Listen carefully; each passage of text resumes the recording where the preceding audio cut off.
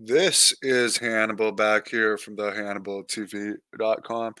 Just finished watching the Brutus Beefcake Dark Side of the Ring. Now, a lot of people don't give Brutus the credit he deserves. I mean, I can tell you the very first wrestling match I ever went to in June 1989 was Brutus Beefcake against the Macho King.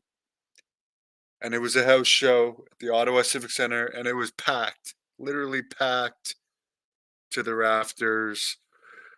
People will make fun of him for his Starcade match against Hulk Hogan. It was sold out in this same arena, the Nashville Municipal Auditorium, where Hogan, or sorry, where Flair wrestled Steamboat. And by the way, Flair and Steamboat was not sold out. So I mean, he doesn't get the credit that he deserves. He's a nice guy overall. I used him a lot in Great North Wrestling when we first started. I've wrestled him.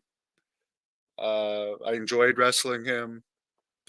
Always liked the guy.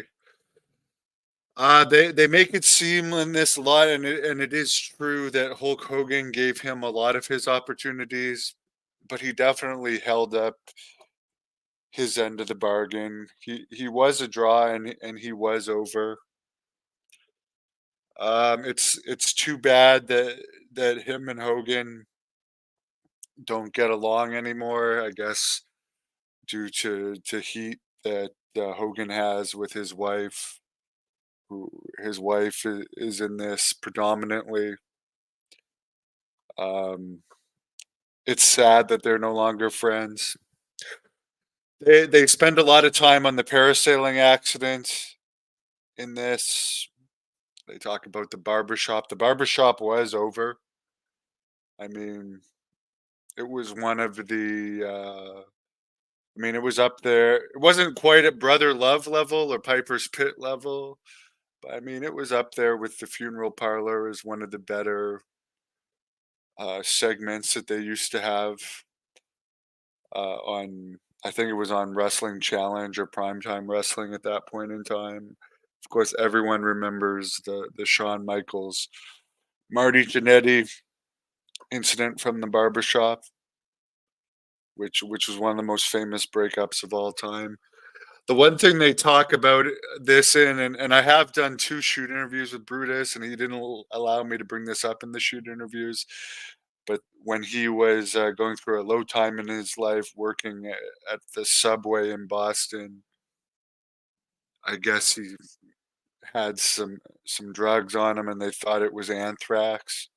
Brutus denies it was drugs, and I can tell you he did not have a criminal record because he did get into Canada after. But the whole story is kind of comical that there was an anthrax scare at the time, and I think they evacuated the whole subway over whatever this substance was that Brutus Beefcake had at the time. They talk about his tons of gimmicks in WCW. I mean, he was the Zodiac, the Man with No Name, Brutus the Barber, Brutus the Butcher, the Disciple, and all of that had to do with he wasn't allowed to use the Brutus Beefcake name in WCW, which was unfortunate for him.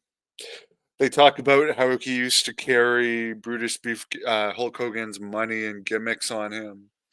He was very close friends with Hulk Hogan throughout his career. It's sad that they're no longer friends. It really is sad that they're no longer friends. Um, women can get in the way of friendships sometimes, and it's sad that that's the case. I don't know his wife.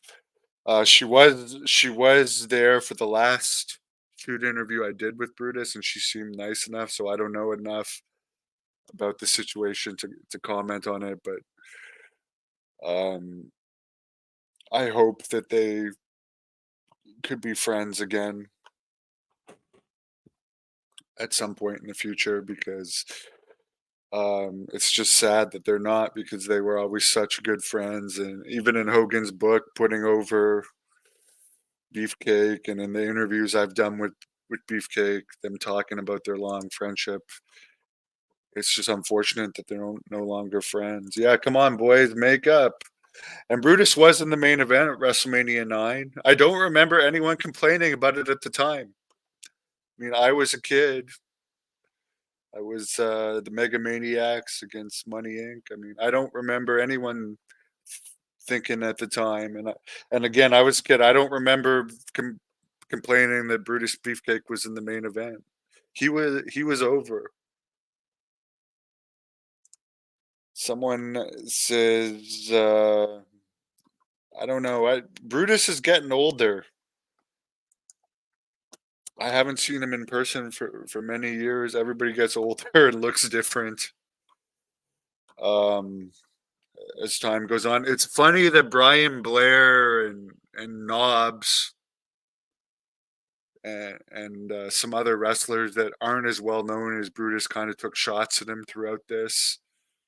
But Brutus was definitely better known than Brian Blair. And Knobs, in my opinion, had a way more successful career.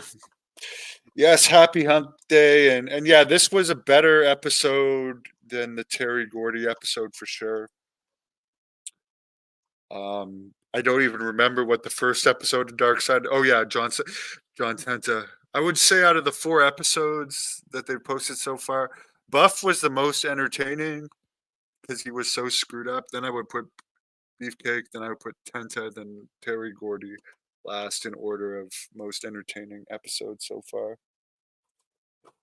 Oh, Shannon. Well, I definitely see myself getting older. Sadly, age sucks. But thank God that I'm a reporter now. Hey, I was recently on 5 episodes of the Alien Disclosure Files, the UFO TV show. So I'm glad that I have opportunities in another domain outside of wrestling as my career winds down. Well, the Dark Side of the Rings, they're on YouTube. If you search good enough for them, you can find them for the people that don't have Vice. Just search around for them and they'll pop up, or you can buy them on YouTube and buy the whole season on YouTube, which is actually what I did because I got sick of searching for the Dark Side of the Rings on YouTube because there's some horrible quality ones. I don't know if they're free or not in the US, but on Canada, the Vice site itself does not air the Dark Side of the Rings, so you got to order them on YouTube or find a random copy of it that someone's posted. But overall, I'm glad that Beefcake got a Dark Side of the Ring episode. He is in the WWE Hall of Fame. I do know he made at least one appearance at Hogan's Beach Shop since the WWE Hall of Fame. So we'll keep our fingers crossed and hope that those two can make up one day or another. Yeah, there are some anti-aging stuff out there. Tony Robbins, the motivational speaker, is definitely one of the people that you should listen to if you want to hear about all the latest anti-aging technologies. A lot of them are not available in Canada, which is motivation for me to move to the US one day and have access.